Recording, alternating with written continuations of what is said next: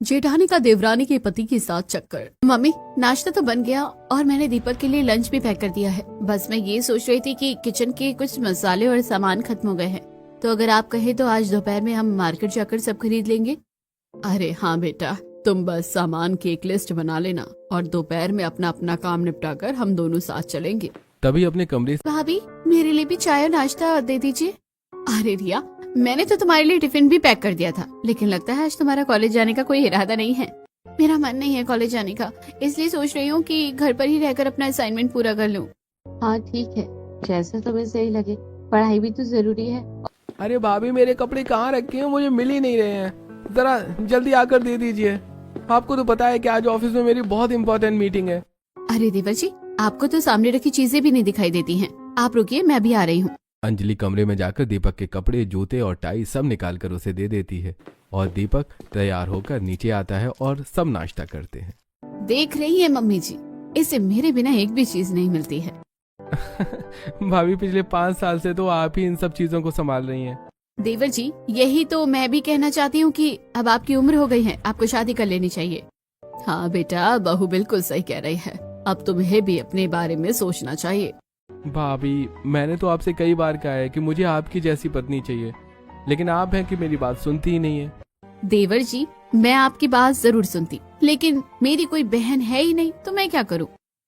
अरे हाँ बेटा, अंजलि, मैं तुम्हें बताना ही भूल गई थी कि जब तुम्हारी शादी हुई थी तब मैंने एक लड़की देखी थी, शायद तुम्हारे दूर के रिश्तेदार की लड़की थी। क्या नाम था उसका? अच्छा मम्मी, आप पारुल की बात कर रही हैं क्या? हाँ हाँ, वही पारुल। क्या उसका कहीं रिश्ता तय हो गया है? नहीं मम्मी, अभी तो नहीं हुआ है, लेकिन शायद उसके पापा इस साल उसकी शादी कराने का सोच रहे हैं। भाभी, आप उनसे मना कर दीजिए। आपको तो पता ही है, मुझे पारुल बहुत अच्छी लगती है और उसी से मेरी शादी की आप बात चला दीजिए। लो भाई, अब लड़के ने खुद अपने मुंह से कह दिया। अंजलि पारुल के घर वालों से रिश्ते की बात करती। पारुल के पापा शादी के लिए राजी हो जाते हैं। दोनों घरों के लोग आपस में बैठकर बातचीत करते हैं और अगले महीने शादी की तारीख तय हो जाती है।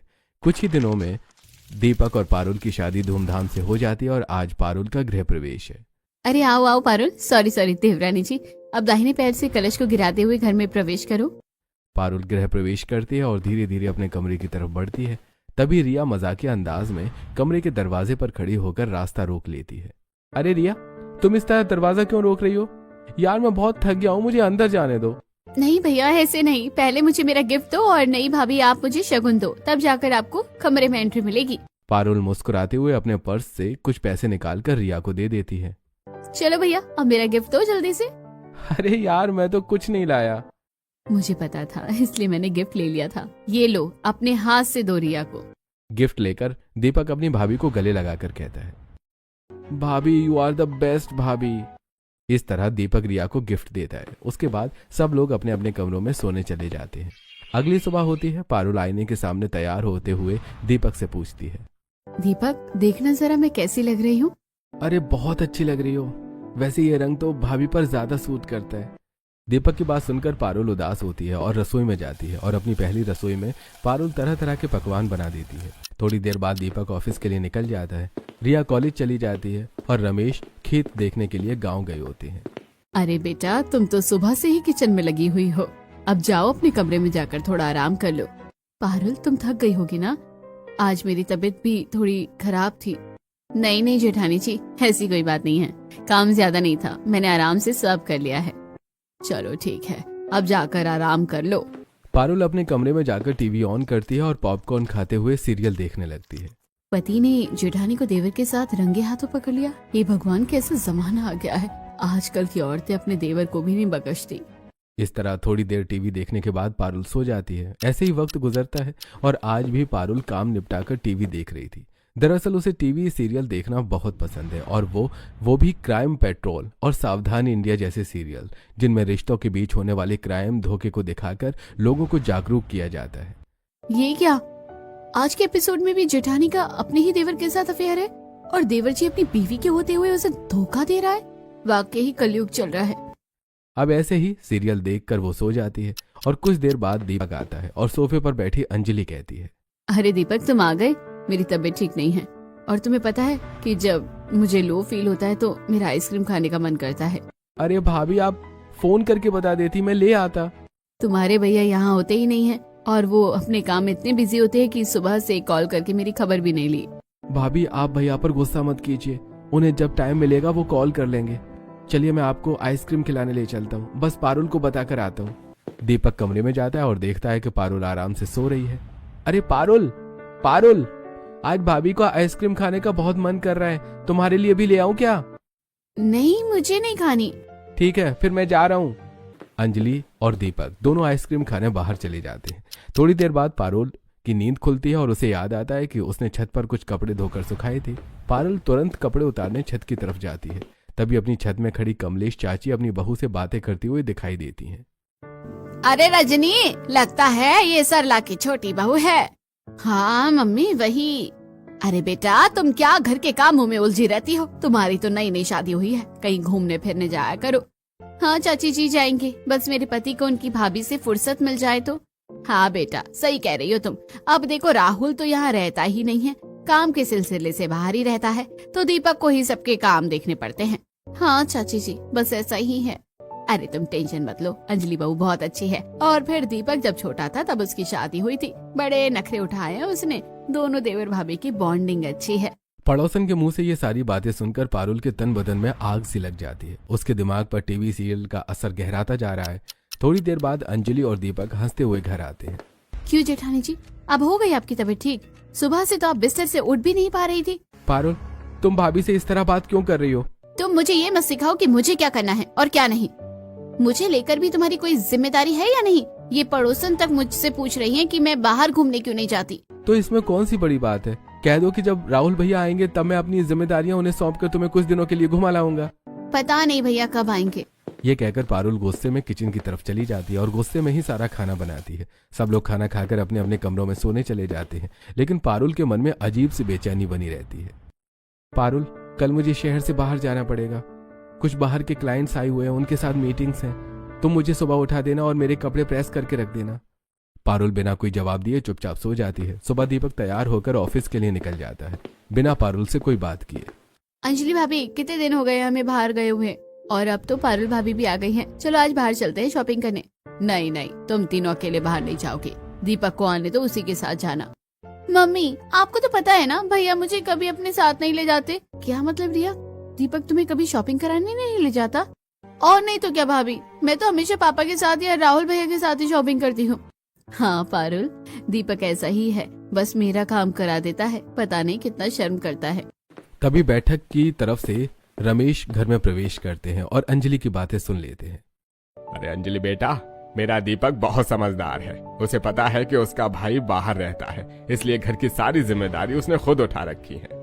हाँ पापा, मैं तो पारुल को यही समझा रही थी। पारुल तुम्हें पता है मुझे भी मायके दीपक लेकर जाता है, और अब मैं कल से कह रही हूँ कि मेरी मम्मी बुला रही है, लेकिन उसको टाइम ही नहीं मिल रहा है।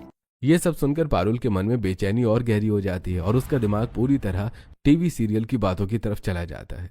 अब तुम ननद भाभी कोई काम भी करोगी या यहीं बैठकर गपशप करती रहोगी? शाम होने वाली है, दीपक भी ऑफिस से आने वाला होगा, कुछ खाने पीने का इंतजाम कर लो। हाँ मम्मी जी, मैं खाना बना देती हूँ। 5 बजे तक दीपक भी ऑफिस से घर आ जाता है। दीपक को देखते ही रिया अचानक उठकर उसके पास आ जाती है। भैया मुझे आज शॉपिंग पर जाना है, 1-2 दिन में कॉलेज में फेयरवेल पार्टी है, मुझे एक साड़ी खरीदनी है, आप प्लीज मेरे साथ चलो। रिया अब तो इतनी बड़ी हो गई है, लेकिन अक्ल अभी भी नहीं आई। वो अभी अभी ऑफिस से थका हारा आया है, उसे बैठकर पानी तो पी लेने दे। आप लोग बिना बात के हमेशा मुझे ही डांटते रहते हो। जाओ, मुझे नहीं करनी कोई शॉपिंग।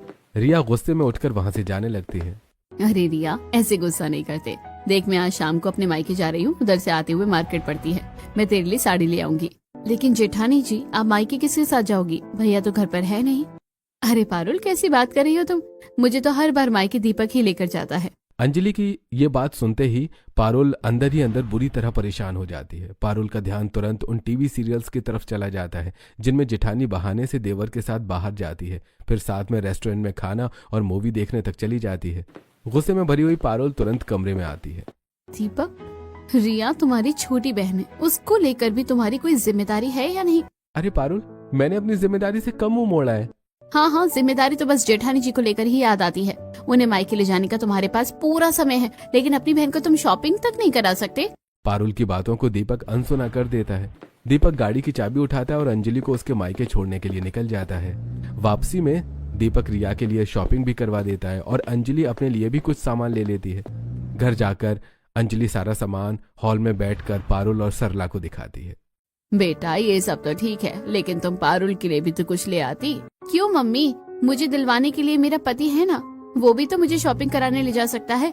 हाँ बेटा ले जा सकता है, तो फिर पूछिए इससे क्यों नहीं ले जाता। मेरी शादी को 6 महीने होने वाले हैं, आज तक मैं इस घर से बाहर नहीं निकली दीपक के साथ, क्योंकि मेरी जेठानी ही इनका पीछा नहीं छोड़ती।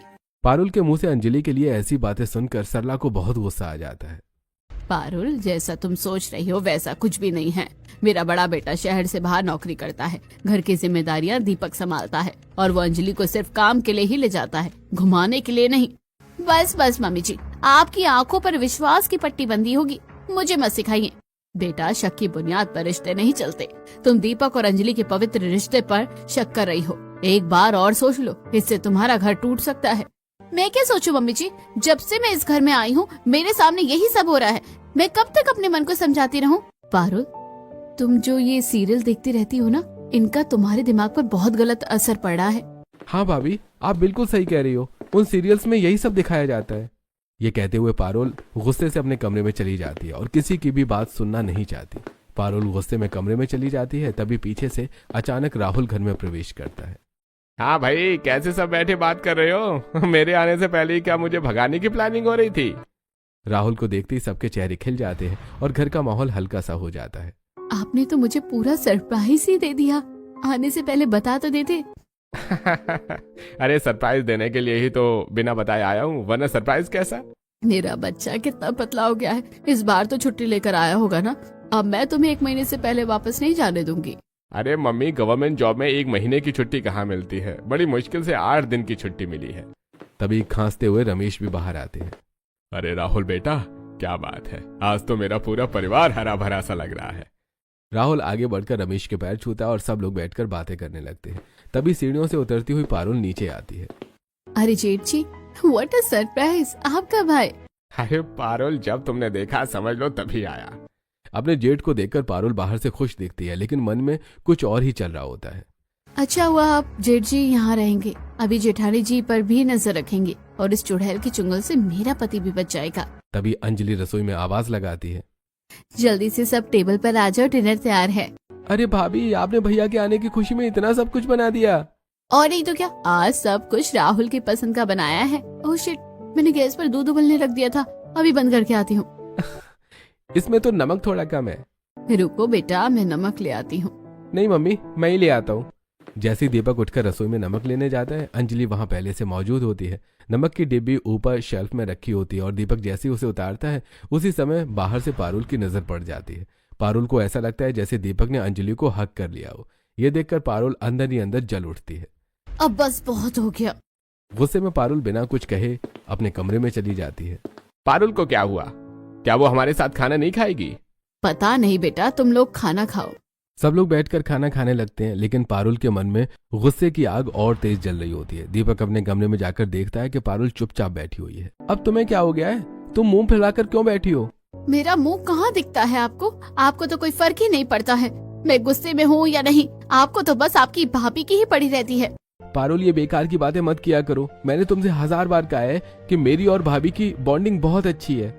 हाँ भाई, वो बॉन्डिंग मुझे तो कुछ और ही नजर आ रही है। पारुल, अब तुम हद पार कर रही हो। पति को अपनी भाभी से ही फुर्सत नहीं है। नहीं पारुल, तुम गलत सोच रही हो और बिना वजह अपने मन में शक पाल रही हो। एक मैं ही तो हूँ जो हमेशा गलत होती हूँ और बाकी सब लोग तो बिल्कुल सही होते हैं। अब ठीक है, मैं किसी से कुछ नहीं कहूँगी और चुपचाप इनकी हर हरकत को ऑब्जर्व करूंगी, फिर सबूत इकट्ठा करके एक दिन इनका भांडा फोड़ जरूर करूंगी। सुबह होती है और पारुल चुपचाप रसोई में खाना बनाने लगती है। वहीं अंजलि भी घर में काम में लगी होती है। जेठानी जी, मैंने अपना काम कर दिया है और अब मैं अपने कमरे में जा रही हूँ। हाँ ठीक है, तुम्हारे सीरियल का टाइम हो गया होगा ना। पारुल बिना कुछ बोले वहां से चली जाती है। तभी उसकी नजर दीपक के ऑफिस वाले कपड़ों पर पड़ती है जो वो कल पहन कर गया था। ये पॉकेट में क्या है? पारुल दीपक को पॉकेट से एक रेड रोज निकालती है, जिसे देखकर उसके चेहरे पर हल्की सी मुस्कान आ जाती है। शायद दीपक मेरे लिए लाया होगा और देना भूल गया होगा। उसका मन दीपक को लेकर थोड़ा सा साफ होता है और वो वापस से अपना सीरियल देखने लगती है। ऐसे ही शाम हो जाती है और थोड़ी देर बाद दीपक घर आ जाता है। अगली सुबह पारुल की नजर अंजलि के बालों में लगे हुए गुलाब पर पड़ती है। वो तुरंत झटपट अपने कमरे में जाकर दीपक की पॉकेट चेक करती है, लेकिन वहां गुलाब नहीं होता। अब समझ में आ गया, ये गुलाब मेरे लिए नहीं था। पारुल को बहुत गुस्सा आता है और वो इस प्रूफ को भी अपने दिमाग में नोट कर लेती है। हाँ, तुम लोग गलतियाँ करते जाओ और मैं तुम्हारे खिलाफ सबूत इकट्ठा करती रहूंगी। आखिर मैं सबको बता दूंगी कि ये सिर्फ शक नहीं बल्कि रियलिटी है। ऐसे कुछ दिन बीत जाते हैं और राहुल अपनी छुट्टियां खत्म करके वापस जॉब पर चला जाता है। पारुल बेटा, आज मेरे घुटनों में बहुत तेज दर्द हो रहा है, तुम जरा मार्केट से सब्जी ले आना। मैं दीपक को बोल देती हूँ, वही ला देंगे। दीपक, आते वक्त मार्केट से सब्जी ले आना। अरे नहीं पारुल, मुझे आने में लेट हो जाएगा और अगर सब्जी लेट आई तो खाना भी लेट बनेगा। तुम घर के पास वाली मार्केट से ही ले आओ। गुस्से में पारुल थैला उठाती और बाजार सब्जी लेने निकल पड़ती है। अचानक उसका ध्यान मार्केट के लास्ट में लगे गोलगप्पे के ठेले पर पड़ता है। जिंदगी में वैसे ही लगे पड़े हैं, चलो गोलगप्पे ही खा लेती हूँ। तभी उसे अंजलि जैसी एक औरत दिखाई देती है। अरे ये तो जेठानी जी है, लेकिन ये यहाँ किसके साथ आई हैं? हे भगवान, दीपक कितना झूठ बोलता है। मुझे कह रहा था बिजी है और यहाँ अपनी भाभी के साथ आराम से गोलगप्पे खा रहा है। आने दो इसे घर। पारुल सब्जी लेकर जलते हुए घर आ जाती है। शाम को जब दीपक घर आता है, आज तो तुम बहुत थक गए होंगे, ऑफिस में बहुत काम था क्या? हाँ तुम सही कह रही हो, बहुत थक गया हूँ, मुझे सो जाने दो। हाँ हाँ, सो जाओ। अगली सुबह रोजाना की तरह सब लोग उठते हैं और नाश्ता करके दीपक ऑफिस जाने ही वाला होता है। तभी अंजलि कहती है, दीपक, आज रात मूवी का प्लान है। हाँ देख लेना भाभी, मैं बता दूंगा कब चलना है। देखते हैं, मैं मना करूंगी तो भी ये लोग कैसे जाते हैं। शाम को सब लोग डिनर करते हैं। भाई, मैं तो खाना बाहर ही खाऊंगी। मुझे बाहर का खाना सूट नहीं करता, मैं तो बस पॉपकॉर्न लूंगी। भैया कितनी देर में चलोगे? बस निकल रहे हैं। पारुल, तुम नहीं जा रही हो हमारे साथ? नहीं, मेरा मूड नहीं है मूवी देखने का। पारुल का नहीं जाना सुनकर रिया भी जाने से इनकार कर देती है। यहाँ पारुल जानबूझकर मना करती है, ये देखने के लिए कि दीपक उसके बिना भी जाएगा या नहीं। पर दीपक खुशी खुशी अंजलि के साथ मूवी देखने चला जाता है। दोनों लेट नाइट मूवी देखकर आते हैं और जोर जोर से बातें करते हुए घर में एंटर करते हैं। दीपक, मूवी वाकई अच्छी थी। अच्छा हुआ रिया नहीं गई, वरना पूरा प्लान खराब हो जाता। भाभी धीरे बोलो, कोई सुन लेगा। पारुल ये सब सुन लेती है, लेकिन उसे सोने का नाटक करती रहती है। अगले दिन संडे होता है। दीपक देर तक सोता रहता है और पारुल नीचे किचन में काम कर रही होती है। तभी उसे याद आता है कि उसका फोन रूम में रह गया है। जैसे ही पारुल कमरे में जाती है, वहां अंजलि मौजूद होती है, जिसके हाथ में कपड़े थे और दीपक लेटा था। पारुल को देखते ही दीपक घबराकर बेड से उठ जाता है। तुम? पारुल के हाथ में एक कांच का गिलास होता है। दोनों को एक साथ देखकर पारुल के हाथ से गिलास छूट जाता है। बस अब बहुत हो गया। उसकी आवाज सुनकर सरला, रमेश और रिया सब कमरे में भाग कर आते हैं। अरे भाई, क्या हो गया और ये हंगामा क्यों मचा रखा है? मम्मी जी, अब बहुत हो गया, मैं इस इंसान के साथ अब नहीं रह सकती। ये जेठानी का देवर के साथ साथ अफेयर अब मुझसे और बर्दाश्त नहीं होता। मैं अपने मायके जा रही हूँ और दीपक, तुम मुझे डिवोर्स का नोटिस भेज देना। कोई मुझे साफ साफ बताएगा कि आखिर हुआ क्या है? अरे आप बिल्कुल भी टेंशन मत करिए, आप नीचे बैठक में जाकर आराम से बैठिए, वरना आपका बिना वजह बीपी बढ़ जाएगा। दिया बेटा, अपने पापा को नीचे बैठक में लेकर जाओ बेटा। रिया रमेश को सहारा देकर हॉल में ले जाती है। पारुल, अब तुम मुझे साफ साफ बताओ कि आखिर हुआ क्या है। मम्मी जी, अगर एक बात हो तो बताओ ना। अरे हाँ हाँ बताओ पारुल, तुम्हारे दिमाग में क्या क्या चल रहा है और तुमने क्या क्या सोच लिया है? मम्मी जी, मुझे पहले से ही शक था, लेकिन अब ये शक पूरे यकीन में बदल गया है कि जेठानी जी का मेरे पति के साथ चक्कर जरूर चल रहा है, क्योंकि मैंने ये सब एक बार नहीं बल्कि कई बार अपनी आंखों से देखा है। बेटा, कई बार हमारी आंखें भी हमें धोखा दे जाती हैं, क्योंकि हमारी आंखें वही देखती हैं जो हमारा दिमाग हमें दिखाना चाहता है। मम्मी जी, आप कहना क्या चाहती हैं? अगर मैं दोनों को एक साथ देखूं तब भी कुछ ना सोचूं? बेटा, सोचना जरूर चाहिए, लेकिन गलत नहीं सोचना चाहिए। मम्मी जी, आपको नहीं पता, मैंने ये सब एक बार नहीं बल्कि कई बार देखा है। अब मैं इस घर में नहीं रह सकती। पारुल अपना सामान पैक करके घर से जाने लगती है, तभी उसे रोकते हुए, बेटा, जो सब देखा वो झूठा है। दरअसल ये सब हमारी साजिश थी, क्योंकि तुम रोज सीरियल में ऐसी ही कहानियां देखती थी और वही चीजें तुम्हारे दिमाग में घर कर गई थी। और नहीं तो क्या, तुम्हें समझाने का हमारे पास यही एक रास्ता बचा था। पारुल, अब मैं ही बता देता हूँ कि तुम कौन कौन सी बातें मम्मी को बताने वाली हो। वो रेड रोज वाली, या फिर मार्केट में गोलगप्पे के पास भाभी और मेरा एक साथ होना, और हाँ, एक साथ लेट नाइट मूवी देख कर आना, और अब बेड पर बैठे हुए देखना। राहुल और दीपक 2 रेड रोज खरीदते हैं। दीपक जानबूझकर एक रेड रोज अपनी पॉकेट में रख लेता है और राहुल का दिया हुआ रेड रोज अंजलि अपने बालों में लगा लेती है। उस दिन मार्केट में सब्जी लेने मम्मी ने तुम्हें जानबूझकर भेजा था, ताकि तुम हम दोनों को एक साथ देख सको। और जिस दिन मूवी का प्लान था उस दिन रिया को मूवी देखने से मना भी मैंने ही खुद किया था, और हम मूवी देखने नहीं बल्कि भैया से मिलने गए थे। और बेटा रही बात आज की, तुमने अंजलि और दीपक को कमरे में एक साथ जरूर देखा, लेकिन ये ध्यान नहीं दिया कि अंजलि के हाथों में कपड़े थे और दीपक बेड पर लेटा हुआ था। इसका क्या मतलब है मम्मी जी, मैं समझ नहीं पा रही हूँ। जब इंसान के मन में शक घर कर जाता है ना, तो उसे गलत बातें भी सच लगने लगती हैं। अब तुम्हें यकीन हो गया होगा कि ये सब हमने जानबूझकर किया ताकि तुम्हारा दिमाग वही सोचे और आखिर में हम तुम्हें सच्चाई समझा सकें। और नहीं तो क्या बेटा, हम तीनों ने तुम्हें पहले ही समझाने की कोशिश की थी, लेकिन तुमने एक भी बात नहीं मानी। आप भी इस पूरे प्लान में शामिल थी। देखो पारुल, इंसान जैसा सोचता है धीरे धीरे वैसा ही बन जाता है। तुम हर समय सीरियल्स में इतनी उलझ गई थी कि अपनी जिंदगी को उन्हीं किरदारों से जोड़ने लगी थी। आप सही कह रही हैं भाभी जी, मुझे सच में लगने लगा था कि मैं एक विक्टिम हूँ और सब कुछ मेरी जिंदगी से जुड़ा है। मैंने तुम्हें कई बार समझाने की कोशिश की, लेकिन तुमने मेरी बात नहीं सुनी। गलती मेरी भी है, मैंने तुम्हें वक्त नहीं दिया, ऑफिस और जिम्मेदारियों से इतना उलझ गया कि तुम्हें अकेला छोड़ दिया। प्लीज मुझे माफ कर दो पारुल।